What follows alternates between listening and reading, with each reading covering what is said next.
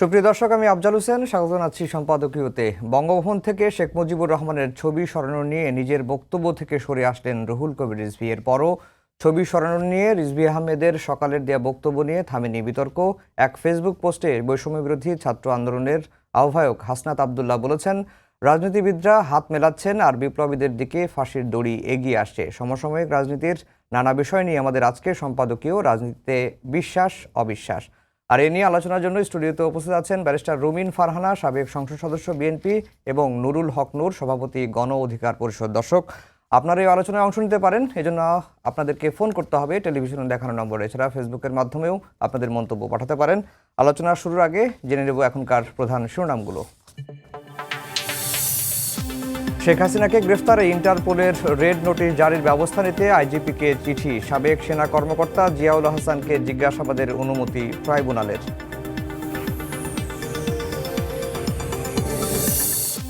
আইনশৃঙ্খলা বাহিনীর বিরুদ্ধে সরাসরি তদন্তের ক্ষমতা চায় মানবাধিকার কমিশন। আইন সংশোধনের প্রস্তাব, র্যাবকে বিলুপ্ত করার আবেদন, গুলিতে পা হারানো লিমনের। বঙ্গভবন থেকে শেখ মুজিবের ছবি সরানো ঠিক হয়নি মন্তব্যের পর বিবৃতি দিয়ে দুঃখ প্রকাশ রিজভীর। উপদেষ্টা নিয়োগে আরও সতর্কতার পরামর্শ মির্জা ফখরুলের। গায়েবী মামলা ঠেকানোর উপায় খুঁজছে সরকার, জানালেন আইন উপদেষ্টা। গণমাধ্যম সংস্কারে হবে রূপরেখা, অ্যাপকোর সঙ্গে বৈঠকে তথ্য উপদেষ্টা।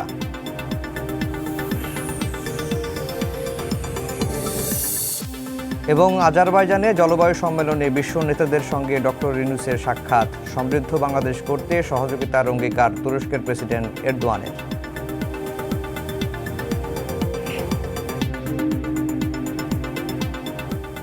দর্শক, শিরোনাম শুনছিলেন। আমরা আজকের আলোচনার বিষয় দিয়েছি রাজনীতিতে বিশ্বাস অবিশ্বাস। রুমিন আপা, আপনাকে দিয়েই শুরু করব।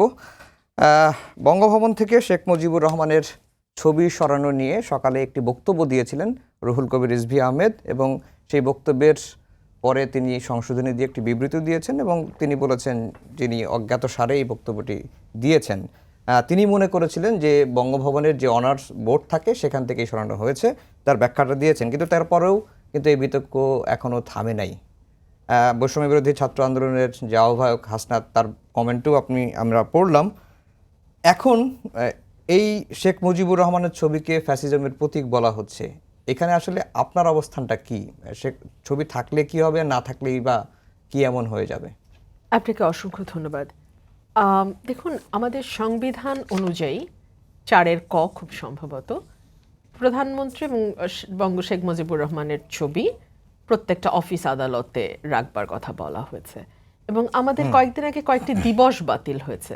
দিবসগুলো দেখছিলাম, এত হাস্যকর দিবস যে বাংলাদেশে আছে এটা আমাদের জানা ছিল না, অ্যাটলিস্ট আমার জানা ছিল না। শেখ রাসেলের জন্মদিন, শেখ কামালের জন্মদিন, শেখ মুজিবের জন্মদিন, ফজিলাতুন্নেসা মুজিবের, প্রত্যেকে শুধু শেখ জামালের বাদ দিয়ে, আর 2 জন পুত্রবধূ ওনাদের বাদ দিয়ে, আর জামাই যিনি হয়ে এসেছিলেন ওই বাড়ির 2 জামাই, ওই 2 জামাই বাদ দিয়ে। তো এটা একটু কেমন হলো না? 2 জন পুত্রবধূ তো 15ই আগস্ট প্রাণ হারিয়েছেন, তো তাদের নামে আসলে কোনো দিবস করা হয়নি, এবং শেখ জামালের নামেও কোনো দিবস করা হয়নি।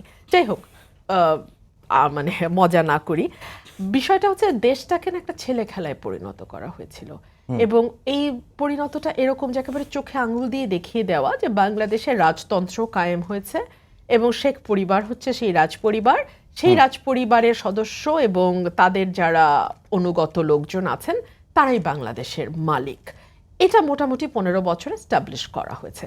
সো আপনি যদি 72 থেকে 75 সালের আওয়ামী লীগের শাসনামল দেখেন এবং এরপরে 8 থেকে 24-এর শাসনামলটা দেখেন, আপনি দেখবেন দুটো শাসনামলের মধ্যে বেসিক কোনো ডিফারেন্স কিন্তু নাই।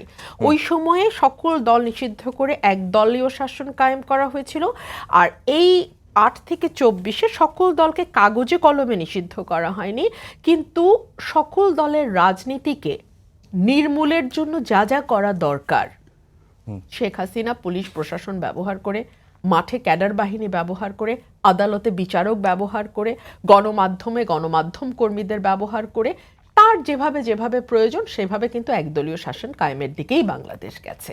তখন গণমাধ্যমের স্বাধীনতা বলতে কিছু ছিল না, ৭২ থেকে ৭৫ 4টা গণমাধ্যম মাত্র, 4টা নিউজ পেপার। এখন হয়তো বলতে পারেন অনেকগুলো প্রাইভেট টেলিভিশন চ্যানেল, কিন্তু ধরেন ৭১ বা অনেকে আপনাদের কথাও বলেন ওই সময়ে যে ভূমিকা পালন করা হয়েছে, প্রাইভেট টেলিভিশন চ্যানেলগুলো যে ভূমিকা পালন করা হয়েছে, যেটার মানে মানুষের যে ক্ষোভ, রাগ, দুঃখ, সেটা 5 তারিখে আমরা দেখেছি যে মিডিয়া আক্রমণ হয়েছে, মিডিয়া ভাঙচুর হয়েছে। সো মানে আপনি ৭২ থেকে ৭৫ আর ৮ থেকে ২৪কে খুব আলাদা করতে পারবেন না। সো সেই অর্থে যদি আপনি ফ্যাসিজমের মূর্তি, ফ্যাসিজমের প্রতীক শেখ পরিবারকে বলেন, তাহলে খুব একটা ভুল কিন্তু হবে না। ৫ তারিখে যেই উঁচু মূর্তি প্রাইম মিনিস্টার অফিসের অপর সাইডে ছিল, উল্টো দিকে ছিল, সেই মূর্তিটাকে ক্রেন দিয়ে টেনে হিচড়ে শাবল কোদাল দিয়ে ভাঙা হয়েছে। ৩২ নম্বরের বাড়ি ভাঙা হয়েছে। তারপরে আপনি আওয়ামী লীগের অফিস আগুন দেওয়া হয়েছে। মজার ব্যাপারটা দেখেন, মানুষ কিন্তু ভুল করেনি, জনতা কখনো ভুল করে না। জনতা কিন্তু আপামর আওয়ামী লীগের যারা তৃতীয়, চতুর্থ, পঞ্চম শ্রেণীর কর্মী বা সমর্থক, তাদের উপরে কিন্তু সেভাবে বা তাদের বাড়িঘরে সেভাবে আক্রমণ হয়নি। তারা কিন্তু ফ্যাসিজমের প্রতীক যেই জায়গাগুলো, সেগুলোকে আইডেন্টিফাই করতে পেরেছে। এখন এটা কতটা আপনার লফুল বা কতটা আইনগতভাবে বৈধ, সেই আলাপে আমি যাব না এই কারণেই যে একটা অভ্যুত্থানের পরপর বা একটা বিপ্লবের পরপর আপনি আর যাই আশা করেন, নিশ্চয়ই সবকিছু আইন মেনে হবে, এটা আপনি আশা করেন না। এবং বাংলাদেশে কার্যত ৫ থেকে ৮ তারিখ কোনো পুলিশই ছিল না। সো এই সময় আরো অনেক ভয়াবহ ঘটনা ঘটতে পারতো, যার কিছুই ঘটে নাই। তো বাংলাদেশের মানুষ কিন্তু সেই জায়গাতেও ক্রেডিট ক্লেম করতে পারে, সেই জায়গাতেও তারা সাধুবাদ পাবার যোগ্য। তো যাই হোক, যে প্রশ্নটি আপনি করছিলেন যে ফ্যাসিজমের প্রতীক কিনা, নিশ্চয়ই ফ্যাসিজমের প্রতীক। কেন প্রতীক? প্রতীক এই কারণেই যে তারা বারবারই চেষ্টা করেছে একটা গোষ্ঠী ভিত্তিক, দলীয় এবং পরিবার ভিত্তিক টু সাম এক্সটেন্ট শাসন ব্যবস্থা কায়েম করা। শেখ মুজিব যতটা না পেরেছেন, তার কন্যা তার চেয়ে এগিয়েছেন আরো শতভাগ বেশি। তিনি আরো অনেক সফলভাবে শেখ পরিবারের লতায় পাতায় নামের আগে পরে শেখ থাকলেই হয়, তিনি অ্যাকোমোডেট করেছেন। এমনকি এমনও হয়েছে, মজার বিষয়, যিনি শেখ পরিবারের সদস্য নন, রক্তের সম্পর্ক নাই, কিন্তু নামের আগে শেখ লাগিয়েছেন। For example Sheikh Abdul Hai Bachchu. কি মজা, কেন আমি বলছি নামের আগে শেখ লাগিয়েছেন? কারণ আওয়ামী লীগের লোকজন পরে বলেছে যে তার নামের আগে শেখ ছিল না, এখন তিনি নতুন করে শেখ ব্যবহার করছেন। এবং এই শেখ ব্যবহার করার ফজিলত কতটুকু, যেটা আব্দুল হাই বাচ্চু যখন ব্যাংক লোপাট করে টাকা বিদেশে পাচার করতে সক্ষম হয়েছেন, তখনই বোঝা গেছে শেখ নামের ফজিলত কতটুকু। সো আপনি বলতেই পারেন যে ফ্যাসিজমের প্রতীক বলেন, দুঃশাসনের প্রতীক বলেন, বাংলাদেশে গণতন্ত্র হত্যার প্রতীক বলেন, কিন্তু আপা সেটা সেগুলোর প্রতীক তারা। বঙ্গভবনে থাকলে কি সমস্যা, না থাকলে কি সমস্যা? এটা আপনি বলতেই পারেন। এখানে আমি আসলে যেটা মনে করি, আমাদের সামনে এখন অনেক সমস্যা। আমাদের নির্বাচন কবে হবে আমরা জানি না। যে ঐক্য নিয়ে যাত্রা শুরু হয়েছিল, সেই ঐক্যে ফাটল দেখা দিয়েছে। কারণ আজকে আপনি আপনার হেডলাইনই করেছেন ঐক্য অনৈক্য। দেখেন, অর্থাৎ বিশ্বাস অবিশ্বাস, অর্থাৎ অবিশ্বাসও কিন্তু একটু একটু করে দানা বাঁধছে, অনৈক্য তৈরি হচ্ছে। আজকে হাসনাত যে কথাটি লিখলেন যে রাজনীতিবিদরা এক হয়ে যাচ্ছে, ফাঁসির মঞ্চে আমরা এগিয়ে যাচ্ছি, তার মানে কি? এক ধরনের অনৈক্যের সুর, তাই না? এক ধরনের বিচ্ছিন্নতার সুর, এক ধরনের অবিশ্বাসের সুর। সো এই জায়গাগুলো যত দিন যাবে তত বাড়বে। আপনি দেখতে পাচ্ছেন বাংলাদেশে আরো নানান রকম আইন শৃঙ্খলা পরিস্থিতির অবস্থা খারাপ, দ্রব্যমূল্য মানুষের হাতের নাগালে নেই, মানুষ ভীষণ রকম সাফার করছে, গার্মেন্ট ইন্ডাস্ট্রিগুলোতে অস্থিরতা। এগুলোর দিকে আমরা যদি ফোকাস না করে এখন ছবি কার রইলো বা পড়লো সেদিকে, হ্যাঁ সেটা কারো কারো সেন্টিমেন্টে নিশ্চয়ই লাগতে পারে, সেন্টিমেন্টে আঘাত করতেই পারে। সুতরাং তাদের সেই সেন্টিমেন্টের প্রতিও আমরা শ্রদ্ধা জানাই, এবং সেই কারণেই কিন্তু রুহুল কবির রিজভী সাহেব তিনি ক্ষমাও চেয়েছেন, দুঃখ প্রকাশ করেছেন। এরপর আমার মনে হয় এটা নিয়ে আর আলোচনা করার কিছু নেই। এরপরে আপনার কাছে আবার আসবো। নূর ভাই, আপনাকে স্বাগত জানাচ্ছি। আমি যদি ভুল না করে থাকি, আপনি প্রথম আমাদের এখানে আসলেন। তো শুরুতেই যেটি জানতে চাই, যে বিতর্কটি চলছে, যে এই বিতর্ক নিয়ে আসলে গণ অধিকার পরিষদের সভাপতি হিসেবে আপনার আসলে অবস্থানটাকে জানতে চাই। আমি আপনাকে ধন্যবাদ, রুবিনা আপাকে শুভেচ্ছা, সহ দর্শকদেরকে শুভেচ্ছা। আমি তার কথার ওইখানে একমত যে আসলে এখন দেশের এত এত সমস্যা, সেইখানে এই ছবি, ভাস্কর্য এবং কে কি বলল, এইটার চেয়ে বড় কথা হচ্ছে মানুষের সমস্যা সমাধান করে দেশকে একটা স্টেবল জায়গায় নিয়ে যাওয়াটাই সবার লক্ষ্য এবং উদ্দেশ্য হওয়া উচিত। আমরা মূল কাজ থেকে সরে যাচ্ছি, আমরা অহেতুক কিছু বিতর্ক সৃষ্টি করছি, বিভ্রান্তি তৈরি করছি। কেউ কেউ মিডিয়াবাজির জন্য কিছু কথা বলছে, কিছু কাজ করছে, কিছু প্রোগ্রাম দিচ্ছে, কেউ সেন্সেশন তৈরির জন্য কিছু ঘটনা ঘটাচ্ছে।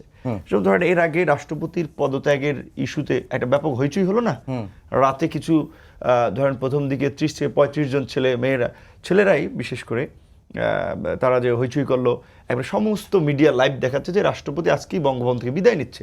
তারপর আবার সেখানে ছাত্রদের পক্ষ থেকে একটা প্রতিনিধি গেল, আবার তার আগের দিন না ওই দিন দিনের বেলা ছাত্ররা শহীদ মিনারে 5 দফা দিয়েছিল, ছাত্র 5 দফা দিয়েছিল, তার মধ্যে রাষ্ট্রপতির পদত্যাগের অপসারণ অন্যতম একটা বিষয় ছিল।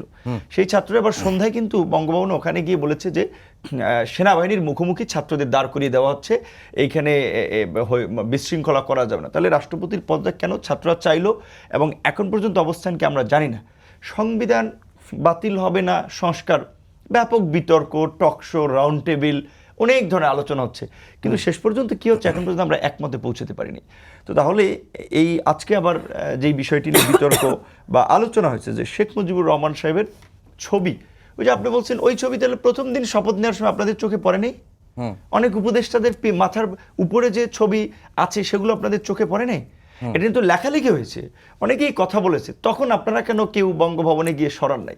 এবং কিছু ক্ষেত্রে ম্যাচিউরড কিছু কাজ করতে হবে, টেকনিক্যালি ডিল করতে হবে। একজন উপদেষ্টার কাজ না ওই ছবি সরানো, ছবি সরানো অনেক লোক আছে। এই সমস্ত ঘটনা তৈরি করে আরও পরিস্থিতি ঘোলাটে তৈরি করে কিংবা একটা অস্বাভাবিক মানে ঘটনার নজির স্থাপন করা, এইগুলো আমরা চাই না। এখন দেশের যে সংকট, এই সংকট থেকে উত্তরণের জন্য আমাদের রিফর্ম অ্যান্ড রেকনসিলিয়েশনের দিকে এগিয়ে যেতে হবে।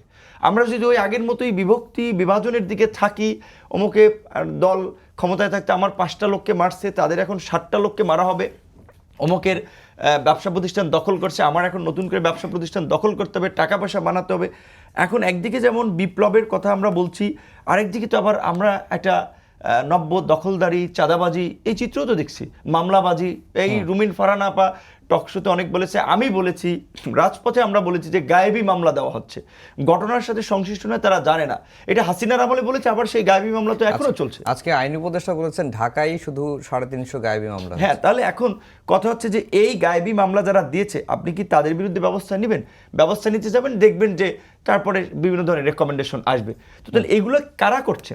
একটা শ্রেণী কিন্তু সুবিধা নেওয়ার জন্য অনেক ধরনের ঘটনা ঘটাচ্ছে। যেমন হাসনাত যেই কথাটি বলছে, যেমন এটা ঠিক যে হ্যাঁ, এই সরকার যদি ব্যর্থ হয়, ফাঁসির মঞ্চে হাসনাত না, আগে যাবে বিএনপি জামাতের লোকেরা, তারপরে 3 নাম্বার রাউন্ডে যদি যায় এই ভিপি নুররা বা গণদিয়া, তারপরে এই ছাত্ররা। কারণ এখন পর্যন্ত এদের কোনো পলিটিক্যাল বেসমেন্ট নাই, কোনো স্ট্রাকচার নাই। যতই ছাত্ররা ফ্রন্ট ফেজে থাকুক, everybody knows, national international community, যে আন্দোলনের পেছনে বিএনপি জামাত রাজনৈতিক দল এই গত 5 বছর 6 বছরে যে একটা ছাত্র এবং বিপ্লবী বিদ্রোহী গ্রুপ তৈরি হয়েছে। 2018 সালে কোটা সংস্কার আন্দোলন, 2018 সালে নিরাপদ সড়ক আন্দোলন, স্কুলের ছেলেরা এখন বিশ্ববিদ্যালয়ে গিয়েছে, হেলমেট হাতুড়ি বাহিনীর তাণ্ডব দেখেছে, এগুলোই তাদের মনে একটা দ্রোহের আগুন জ্বালিয়ে দিয়েছে এবং শেষ পর্যন্ত তারা ঠিকই রাজপথে সেটা একটা বহিঃপ্রকাশ ঘটিয়েছে। তো এখন হাসনাত যদি এটা বলে থাকে, আবার রাজনীতিবিদ যা হাত মেলাচ্ছে, কথাটা আংশিক সত্য। সব রাজনীতিবিদে হাত মিলাচ্ছে না, সব রাজনীতিবিদ আওয়ামী পুনর্বাসনের পক্ষে না। এটা তো সরকারের দিকেও এই তীর আছে যে সরকারের উপদেষ্টাদের মধ্যেই তো হত্যা মামলার আসামিরা, ফ্যাসিবাদের দোসরেরা উপদেষ্টা হিসেবে নিয়োগ পাচ্ছে, আমলাতন্ত্র নিয়ন্ত্রণ করছে। তাহলে এটা সরকারের মধ্যে আছে, রাজনীতিবিদদের দিকেও এই অভিযোগটা আসছে। এখন ছাত্র প্রতিনিধিরা, ছাত্র আন্দোলনের নেতাদের তাহলে কাজ কি? ছাত্রদের 2 জন আগে উপদেষ্টা হয়েছে, গতকালকে একজন উপদেষ্টা হিসেবে শপথ নিয়েছেন, তারপরে সব জায়গায় আরো বিশেষ সহকারী আছে। তো তাহলে ছাত্র তো গভর্নমেন্টেরই পার্ট। তাহলে একদিকে এটাকে আরেকটা ওই আওয়ামী লীগের জাতীয় পার্টির মতো, একদিকে তারা এই সরকারে, আবার একটা পোর্শন ওই চাইনিজদের মতো ধরেন সরকারি দল যারা বিরোধী দল, তারা এইভাবে বিরোধিতা করবে সেন্সেশন তৈরির জন্য এবং মানুষের একটা বিভ্রান্তির মধ্যে পড়বে। পরে রিজভী ভাই বক্তব্য দিয়ে আবার আর একটা চাপে ধরেন বক্তব্য আবার রিভার্স করা লাগে, সংশোধন করা লাগে। মানে পরিস্থিতিটা এরকম যে মানুষকে তো বিভ্রান্ত করছে বিভিন্ন দিক থেকে। যেই কারণে আপনি যেটা বলছেন আপনার প্রোগ্রামে যে হেডলাইন, বিশ্বাস অবিশ্বাস, এখন যেটা রুমিন আপা বলেছে, এই কথা অনেকে বলতে চায় না, কিন্তু আমি স্পষ্ট গত কয়েকদিন ধরে বলছি এবং এটা আরো বলে যাব। 5ই অগস্টের পূর্বে বিরোধী দলসমূহের মধ্যে যে ইস্পাত সম ঐক্য ছিল হাসিনা হটানোর জন্য, এখন ইস্পাত না, এটা কচু পাতার পানির মতো ঐক্য হয়ে গেছে, যে কোনো সময় ধাক্কা দিলে ওই দিকে পড়ে যেতে পারে। এই যে কচু পাতার পানি হয়ে গেছে ঐক্যটা, এর দায় কার? বা মানে আমি প্রধানত দায় দেব এই আন্দোলনের যারা নেতৃত্ব পর্যায়ে ছিল, ছাত্র নেতৃবৃন্দ, তাদেরকে। বিকজ তারা জাতীয় ঐক্যের সেন্টারে ছিল, কেন্দ্রবিন্দুতে ছিল। তারা হঠাৎ করে এই সরকার পতনের পরে রাজনীতি করবে, সংগঠন খুলতেছে, উপদেষ্টা বানাচ্ছে, ডিসি বানাচ্ছে, এসপি বানাচ্ছে।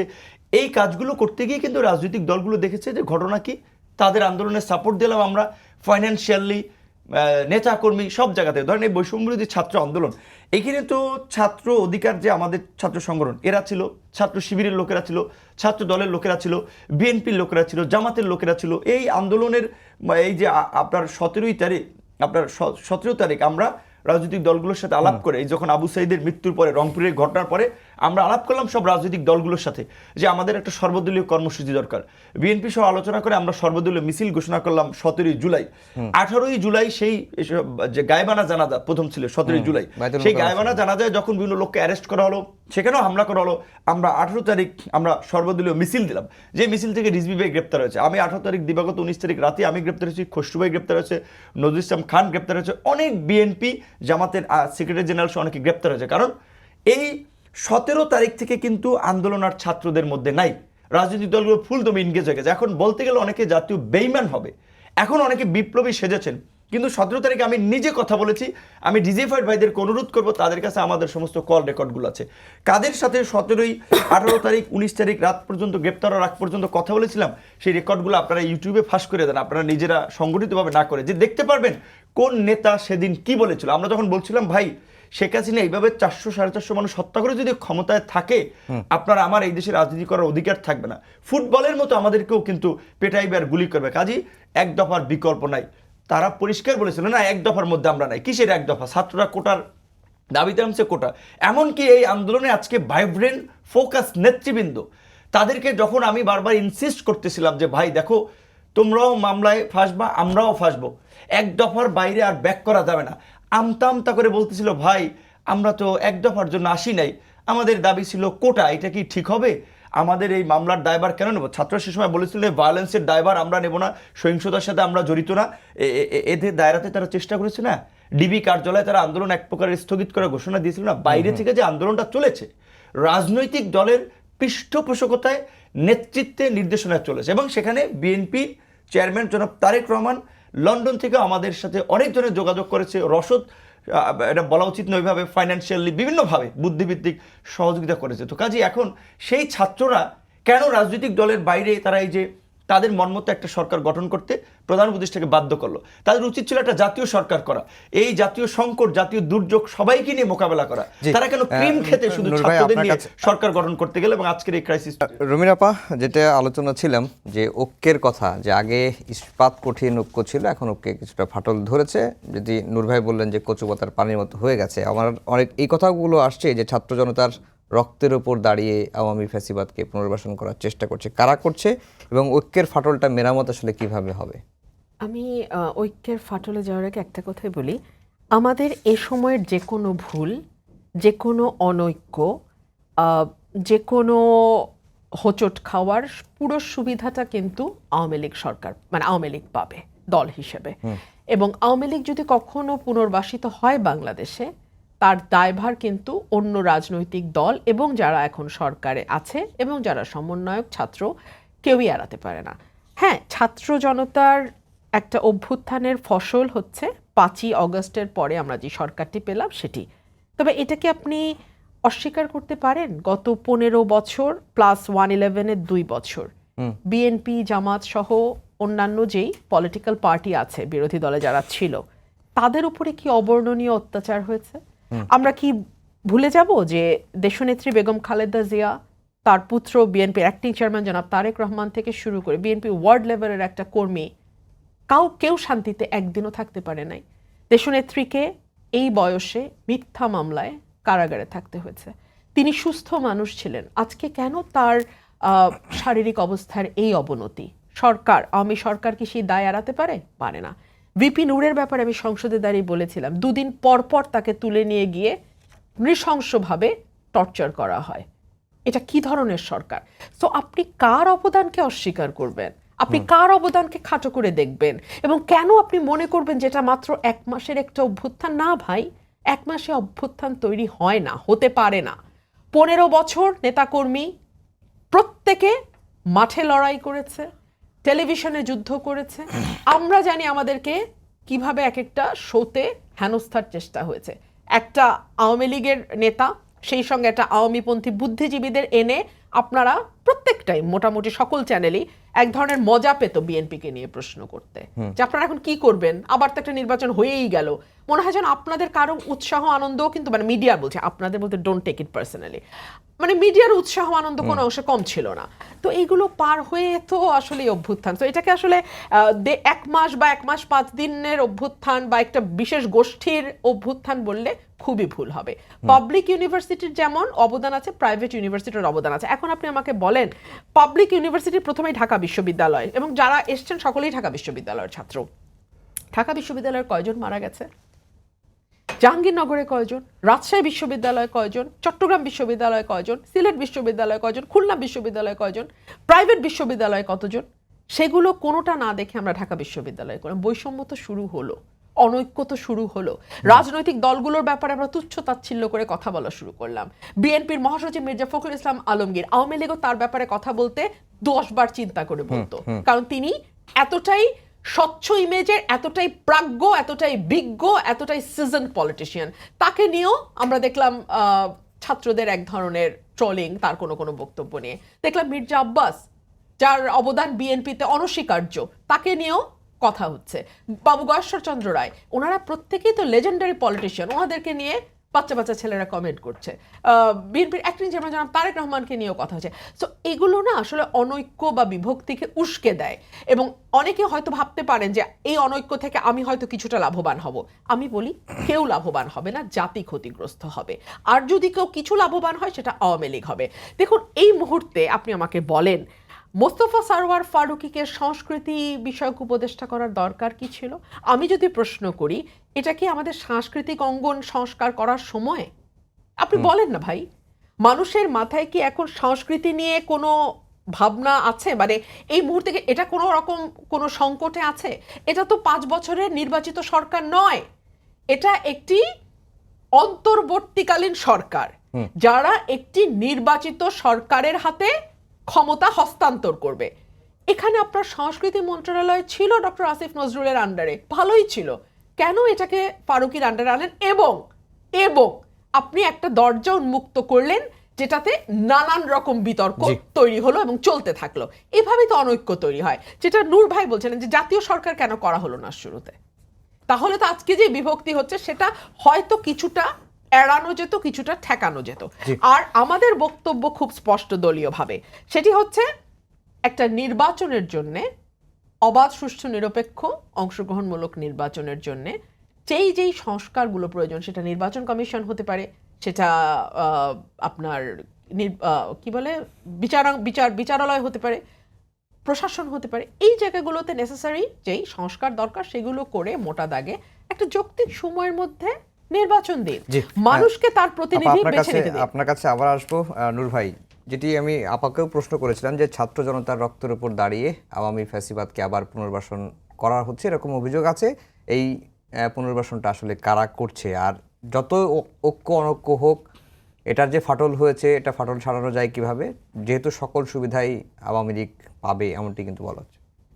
শুনুন, আমার আসলে ব্যক্তিগতভাবে আমি এই সরকারের গত 3 মাসের কর্মকাণ্ডে প্রথমত ক্ষুব্ধ এবং রাগান্বিত, এবং এখন মানে নিজের এতটা আক্ষেপ হচ্ছে যে আমরা এই 53 বছরে বাংলাদেশের জনগণ, আমরা জাতি বিনির্মাণ করার জন্য, রাষ্ট্র পুনর্গঠন করার জন্য এই রকমের একটা সুযোগ পেয়েছি, যেটা আমরা কাজে লাগাতে পারলাম না।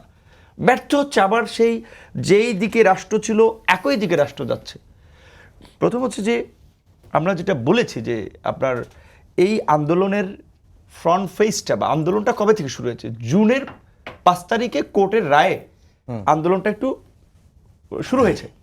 রায়টা ছিল যে 2018 সালে আমরা আন্দোলন করেছিলাম। 8 মাস, ফেব্রুয়ারির 17 তারিখ থেকে 4 অক্টোবর প্রজ্ঞাপন হয়েছে।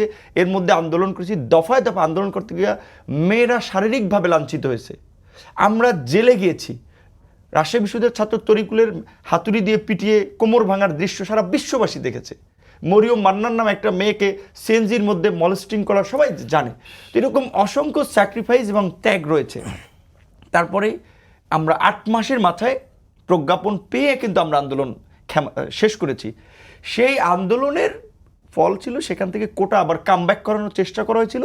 সেটা কিন্তু জুন থেকে আন্দোলন শুরু ছিল হালকা পাতলা,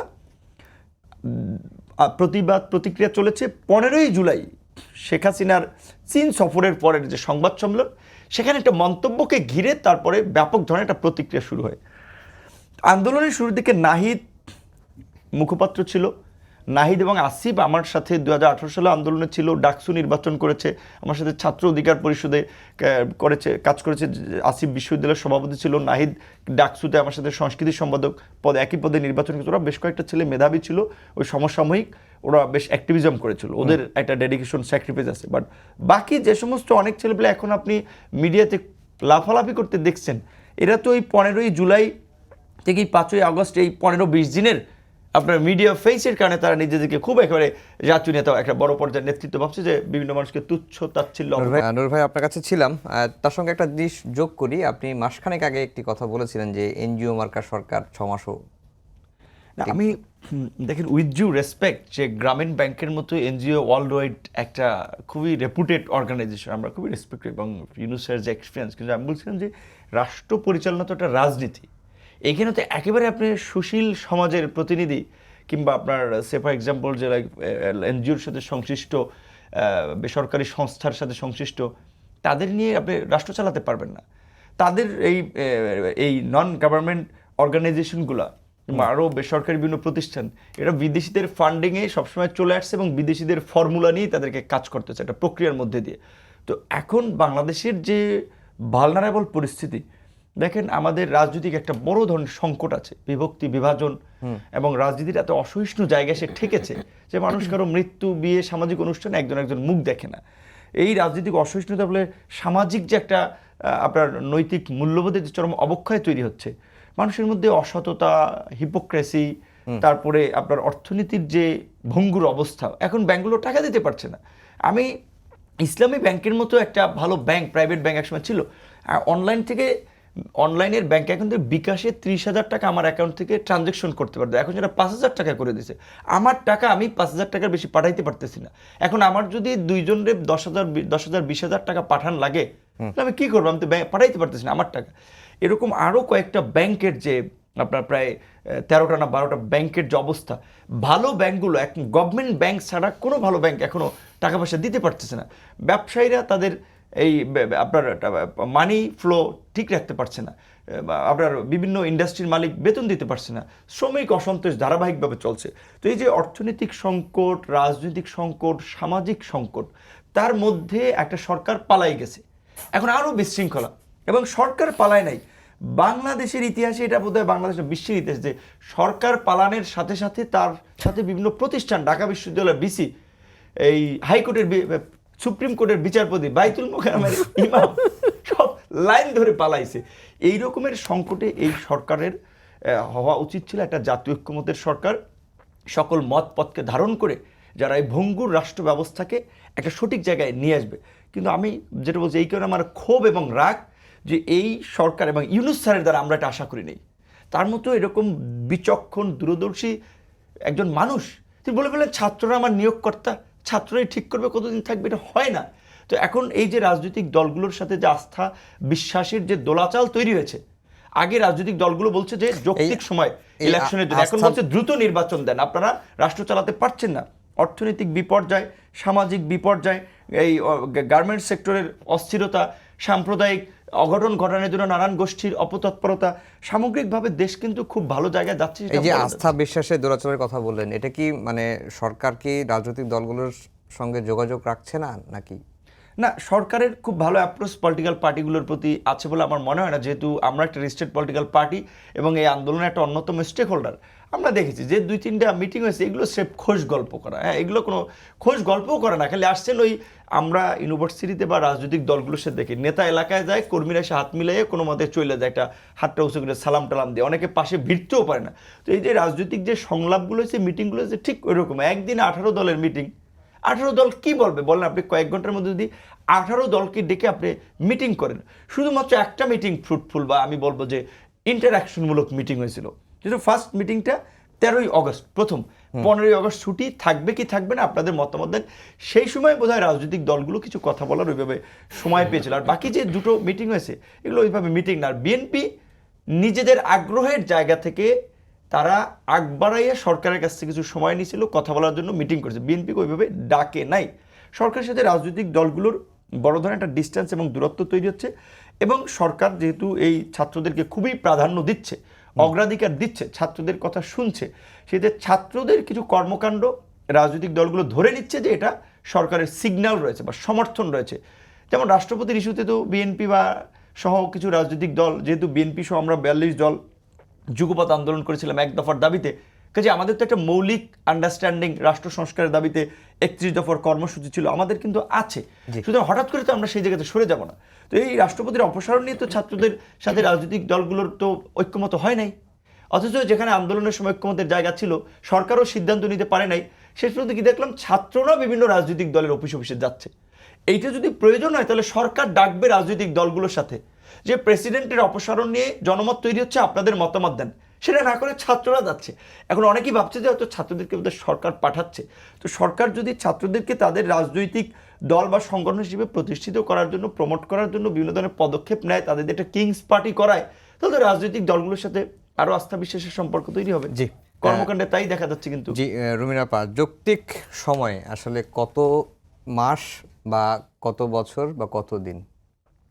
আমার মনে হয় গণ অভ্যুত্থানের পর 5ই আগস্টের পর যতগুলো টকশোতে গেছে ম্যাক্সিমাম আমাকে এই প্রশ্ন ফেস করতে হচ্ছে, যৌক্তিক সময় কতদিন। আচ্ছা, আপনার কি মনে হয় যৌক্তিক সময় কতদিন? প্রত্যেকটা কাজের তো একটা মোটামুটি দাগের আইডিয়া আছে আমাদের কতটুকু সময় লাগতে পারে।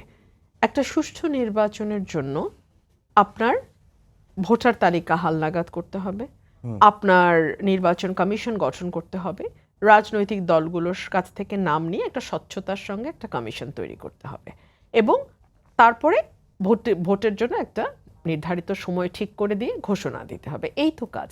আর প্রশাসনে যারা একেবারে দলবাজ কর্মকর্তা হিসেবে পরিচিত, এবং ডিসিএসপির মতন পদগুলোতে স্পেশালি ইউএনও, যারা কিনা ভোটের সময় মাঠ কর্মকর্তা হিসেবে কাজ করে, সেখানে একেবারে দলীয় লেজুর বৃত্তি করা, আওয়ামী লীগের পদলেহন করা এবং আওয়ামী লীগের সুবিধাভোগী কর্মকর্তাদের সরিয়ে মোটামুটি নিউট্রাল এবং যারা এফিশিয়েন্ট কর্মকর্তা, সৎ কর্মকর্তা, তাদেরকে আপনার নিয়োগ দিতে হবে। এটার জন্য আপনার কি মনে হয় যৌক্তিক সময় কতটুকু হতে পারে? এটা হলো এক ধরনের সংস্কারের কথা বলছি। আর আপনি যদি বলেন সব সংস্কারের পরে নির্বাচন, যেটা কেউ কেউ বলছে সরকারি থেকে, সব সংস্কার যদি করতে হয়, প্রথমত সংস্কার একটি চলমান প্রক্রিয়া। এটি প্রতিদিনই কিছু না কিছু সংস্কার, কিছু না কিছু পরিবর্তনের নামই তো জীবন। মানে দিন পার হয়, সময় পার হয় কি করে? কিছু না কিছু পরিবর্তন, কিছু আগানো, কিছু জায়গায় নতুন করা, কিছু জায়গা থেকে পুরনো জিনিস বাদ দেয়া, এভাবেই তো আসলে কর্মকাণ্ডগুলো আগায়, তাই না? সেটা যদি আপনি করেন তাহলে তো কয়েকশো বছরেও আসলে আপনার কাজ শেষ হবে না, কাজ কোনোদিনই আপনার শেষ হবে না। সো আমরা মনে করি রাজনৈতিক দল এবং যারা রাজনীতির সঙ্গে যুক্ত, তারা যেভাবে পিপলস পালস যেটা বলে, যেটা তারা যেভাবে বোঝে, এবং রাষ্ট্র পরিচালনায় যাদের অভিজ্ঞতা আছে, তারা একটা ইস্যুকে যেভাবে হ্যান্ডেল করবে, একটা অরাজনৈতিক সরকারের পক্ষে সেটা সম্ভব না। একটু আগে মানব জমিন একটা লিঙ্ক এসছে, দেখছিলাম, উপদেষ্টাদের মধ্যে বৈষম্য, 24 জনের মধ্যে 13 জনই একটা জেলার, হ্যাঁ, জেলার একটা বিভাগের, সরি, একটা বিভাগের। তো এগুলো তো আসলে চোখে পড়ে, মানুষ কিন্তু সব লক্ষ্য করে। আমি আমার বাজেট বক্তৃতায় প্রায় একটা কথা বলতাম যে কুড়িগ্রামে যা বরাদ্দ তার কয়েক গুণ বেশি বরাদ্দ গোপালগঞ্জে, এবং ঢাকা চট্টগ্রামের পরেই তৃতীয় বৃহত্তম বরাদ্দ হচ্ছে গোপালগঞ্জ। সো আপনি কোথায় কোথায় বৈষম্য করছেন, কোথায় কোথায় আসলে আপনি নেপোটিজম করছেন, নিজের লোককে আপনি নিয়োগ দিচ্ছেন, সাহায্য করছেন, এগুলো কিন্তু মানুষের দৃষ্টি এড়ায় না, এবং এগুলো কোনো ভালো বার্তাও দেয় না। এই যে বলছিলেন যে অনৈক্য এবং অসন্তোষ, এগুলো কিন্তু বাড়তেই থাকবে। আপনি যত এ ধরনের ভুলভাল পদক্ষেপ নেবেন ততই অনৈক্য বাড়বে, অসন্তোষ বাড়বে, এবং যত অনৈক্য অসন্তোষ বাড়বে আওয়ামী লীগের জন্য ততই ভালো হবে। আরেকটা কথা বলে শেষ করি, আওয়ামী লীগকে বাংলাদেশের রাজনীতিতে মানে আজকে একটা কথা বলছিল না হাসনা, যে তারা ফাঁসির দড়ির দিকে এগোচ্ছে, কথাটা একটা বেসিক ভুল আছে। ফাঁসির দড়ি প্রথমে আসলে বিএনপি, জামাত এবং নূর যেটা বলছিলেন তাদের দল এবং অন্যান্য যারা সাকিব ভাই আছেন, অন্যান্য যে রাজনৈতিক দলগুলো আছে তাদের যে নেতারা আছে তাদের গলায় আগে পড়বে, ছাত্রদেরটা অনেক পরে আসবে। জি নূর ভাই, আমরা একেবারে শেষের দিকে চলে এসেছি, 1 মিনিট সময় পাবো। আসলে আপনার কাছে কি মনে হয় বা আপনার পর্যবেক্ষণ কি বলে যে এই সরকারের মেয়াদ আসলে কতদিন পরে তারা ভোট দিতে চায়? পর্যবেক্ষণ আমি এই সরকারের আগে থেকেই বলে আসছিলাম হাসিনার পিরিয়ড যে জাতীয় ক্রাইসিস যেহেতু 2 বছরের জন্য জাতীয় সরকার করে এটা মোকাবেলা করার জন্য, কিন্তু এখন এই সরকারের যে কর্মকাণ্ড ইতিমধ্যে আমাদের সামনে পরিলক্ষিত হয়েছে তাতে আমার মনে হয় এখন যত দ্রুত ইলেকশন দিয়ে তারা বিদায় নেয় সেটাই দেশ জাতির জন্য ভালো হবে। বেশি দিন থাকাটা এটা আরও নতুন বিপর্যয় তৈরি করবে, সংকট বাড়াবে।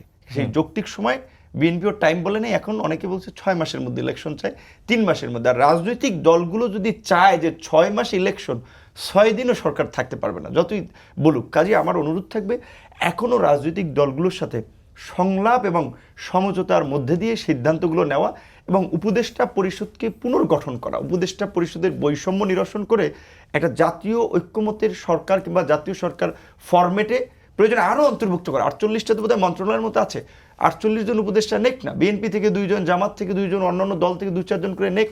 কেন শুধু একটা বলয় থেকে, একটা সিন্ডিকেট থেকে নিয়ে সরকার চালাতে হবে? তারা পারবে? সেটা পারবে না। জি নূর ভাই, আপনাকে ধন্যবাদ জানাচ্ছি। ধন্যবাদ ব্যারিস্টার রুমিন ফারহানা, আপনাকেও। দর্শক আপনাদেরকে সবাইকে ধন্যবাদ জানিয়ে শেষ করছি আমাদের আজকের সম্পাদকীয়। আগামীকাল আবারও দেখা হবে রাত 10টায়। দেখার আমন্ত্রণ রইল। শুভরাত্রি।